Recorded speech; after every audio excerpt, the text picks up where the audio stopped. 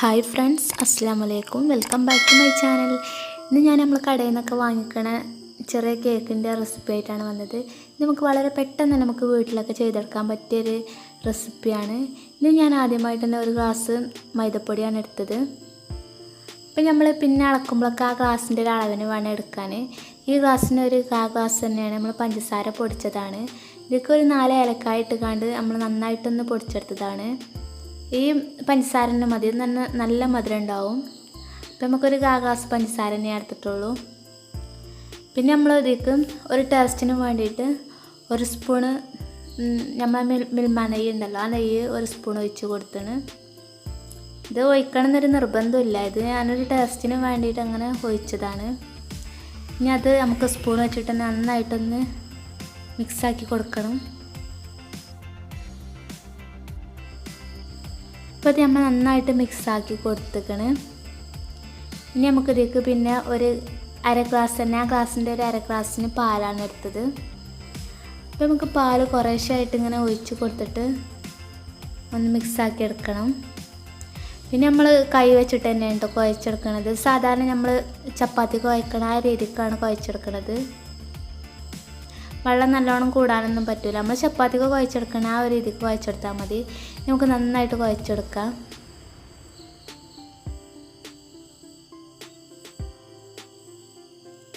ഇപ്പോൾ നമ്മൾ നന്നായിട്ട് നല്ല സോഫ്റ്റായി കുഴച്ചെടുത്തേക്കണ്. അപ്പോൾ ഈ ഒരു ഇതിന് വേണ്ടിയിട്ട് നമ്മൾ കുഴച്ചെടുക്കാൻ ഇത്ര ഒരു. പിന്നെ നമ്മൾ ഇനി ചപ്പാത്തിയൊക്കെ പരത്തണേ, നമ്മൾ എന്തെങ്കിലുമാണ് ചപ്പാത്തിയൊക്കെ പരത്തില്ലേ, അതിന്മൊക്കെ നമുക്ക് കുറച്ച് മൈദപ്പൊടി നമുക്കൊന്ന് വിതറി കൊടുക്കണം. അതിന് മുകളിൽ നമ്മൾ ഈ ബോളാക്കി വെച്ച ആ ഒരു ബോൾ വെച്ചെടുക്കുക. നമ്മളിതിമൊന്ന് പീസാക്കിയിട്ടൊന്നുമില്ല, അത് അങ്ങനെ തന്നെയാണ് വെച്ചെടുത്തേക്കാണ്. പിന്നെ നമ്മൾ തിരിച്ച് മറിച്ചൊക്കെ പൊടിയൊക്കെ എല്ലാ ഭാഗത്തും കാണുന്ന രീതിയിൽ തിരിച്ച് മറിച്ചൊക്കെ ഇട്ട് കൊടുത്താണ്. പിന്നെ നമ്മൾ ചപ്പാത്തിയൊക്കെ പരത്തണ ആ ഒരു രീതിക്ക് പരത്തിയെടുക്കണം. നമ്മളിത് കട്ടി കുറക്കാനൊന്നും പാടില്ല, നല്ല കട്ടി വേണത്. ഇനി കട്ടി കുറച്ചാൽ നമുക്ക് കുറച്ച് വലിയ പീസാക്കിയിട്ട് കുറച്ചെടുക്കണം. ഇതിപ്പോൾ ഞാൻ കട്ടിയില്ലാത്ത ചെറുതാക്കി ചതുരത്തിലാക്കിയിട്ടാണ് കട്ട് ചെയ്യണത്. അപ്പോൾ ഇപ്പോൾ ഇത് അത്യാവശ്യത്തിന് നല്ല കട്ടിയുണ്ട്. അപ്പോൾ ഇത്രയൊക്കെ നമ്മൾ ഇത് പരത്തിയെടുക്കണുള്ളൂ. ഇനി നമുക്കൊരു കത്തി വെച്ചിട്ട് ഫസ്റ്റ് ഒന്ന് കട്ട് ചെയ്തെടുക്കണം. അപ്പോൾ ഈ നീളക്കത്തെ രീതിക്കായിട്ട് നമ്മൾ ഫസ്റ്റ് കട്ട് ചെയ്യണേ. അങ്ങനത്തെ നമ്മൾ മുഴുവനായിട്ട് നമുക്ക് അങ്ങനെ കട്ട് ചെയ്തെടുക്കാം.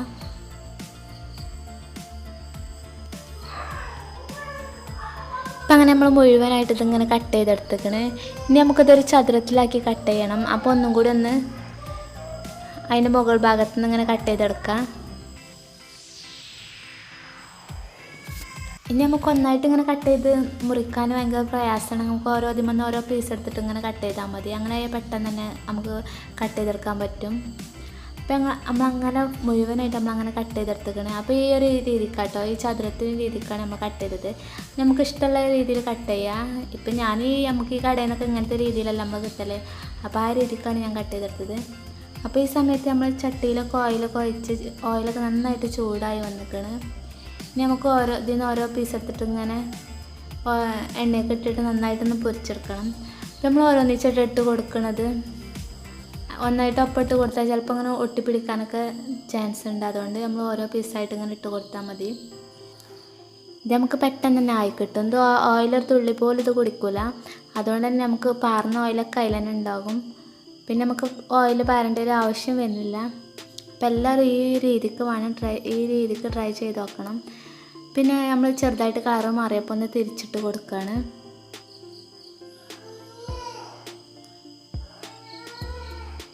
ഇപ്പോൾ നമ്മൾ ഫസ്റ്റത്തത് അങ്ങനെ റെഡിയായി വന്നിരിക്കണം. ഇനി നമുക്കിതൊന്ന് കോരിയെടുക്കണം. ഈ ഒരു കളറാകുമ്പോൾ നമ്മൾ കോരിയെടുത്താൽ മതി. അപ്പോൾ നമ്മൾ ഫസ്റ്റത്തെ അങ്ങനെ കോരിയെടുത്ത് ഇനിയിപ്പോൾ രണ്ടാമത്തെ ഇട്ട് കൊടുക്കുകയാണ്.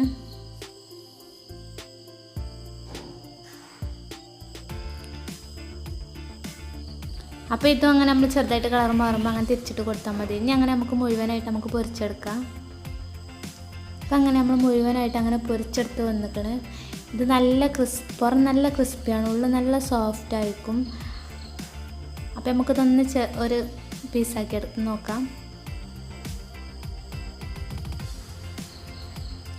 ഇപ്പോൾ കണ്ടോ, ഉള്ളിൽ നല്ല സോഫ്റ്റാണ്. അപ്പോൾ എല്ലാവരും ഇതൊന്ന് ട്രൈ ചെയ്ത് നോക്കണം. നമ്മൾ വീഡിയോ ഇഷ്ടപ്പെടുകയാണെങ്കിൽ ലൈക്ക് ചെയ്യണം, ഷെയർ ചെയ്യണം, കമൻറ്റ് ചെയ്യണം, സബ്സ്ക്രൈബ് ചെയ്യാത്തവരാണെങ്കിൽ സബ്സ്ക്രൈബ് ചെയ്യണം. ഇൻഷാ അല്ലാഹ് നമുക്ക് വേറെ വീഡിയോയിൽ കാണാം. അസ്സലാമു അലൈക്കും.